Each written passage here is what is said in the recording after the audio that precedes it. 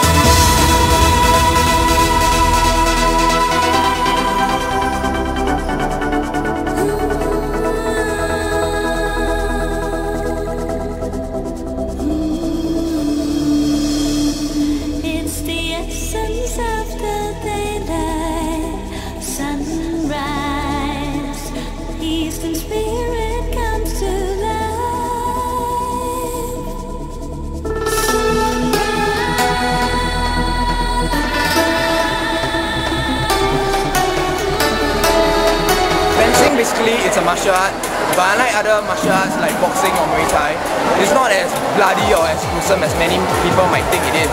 It's actually a sport of grace, of speed, of intelligence. It requires a lot of quick thinking on your feet, not just skills, but your speed and agility. So I actually feel that fencing I feel that it's a very cool sport. It's not just for guys only, it's for girls. You can see got a lot of female members around. So it actually trains your gracefulness. It makes you a more gracious person, and it actually has a lot of European etiquette and decorum in it. So I feel that it's actually quite a cool sport for anyone who is willing to learn to pick it up, be it young or old, male or female.